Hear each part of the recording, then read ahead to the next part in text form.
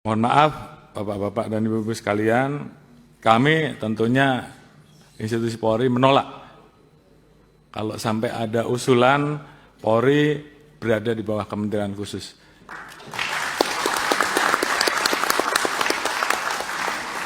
Karena bagi kami, posisi institusi Polri seperti saat ini adalah posisi yang sangat ideal. Kita bisa menjadi alat negara yang betul-betul memberikan pelayanan kepada masyarakat di bidang Harkamtibmas, di bidang hukum, di bidang pelindungan, pelayanan dan pelayanan.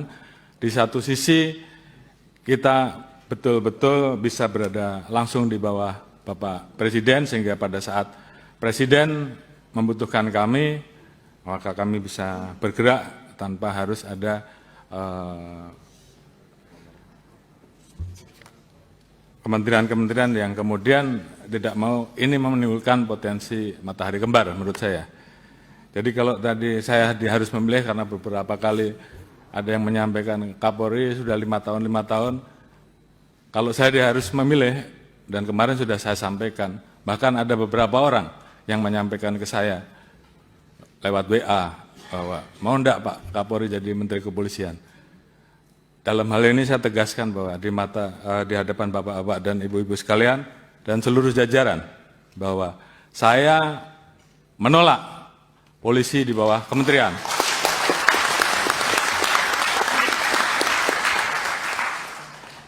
Dan kalaupun saya yang menjadi Menteri Kepolisian, saya lebih baik menjadi petani saja. Oh iya, ini menyala nih Pak Kapolri, benar. Oleh karena itu, saya anggap meletakkan Polri di bawah kementerian sama saja melemahkan institusi Polri, melemahkan negara, dan melemahkan Presiden. Oleh karena itu, apabila ada pilihan, apakah polisi tetap berada di bawah Presiden, atau polisi tetap di bawah Presiden namun ada Menteri Kepolisian, Kapolri tetap memimpin, saya memilih Kapolri saja yang dicopot. Saya kira itu sebagai bentuk sikap tegas. Dan saya minta seluruh jajaran laksanakan ini. Perjuangkan sampai titik darah penghargaan. Terima kasih. Luar biasa. Polri menyampaikan pernyataan akan bertahan dengan posisi institusinya sampai di darah penghabisan dan memerintahkan semua jajarannya. Alarm darurat demokrasi berbunyi keras. Alarm demokrasi berbunyi keras. Itu yang disampaikan Kapolri itu bahasa konflik, bahasa tekanan kekuasaan, bahasa intimidasi. Ini puncak dari 3 kali pembangkangan kebijakan terhadap negara oleh Kapolri. Yang pertama, membentuk tim reformasi tandingan, menerbitkan peraturan kepolisian nomor 10 dan mengunci ruang koreksi walaupun sudah ada Mahkamah Konstitusi. Ketiga, kini nantang di ruang publik serta terbuka dengan diksi ekstrim.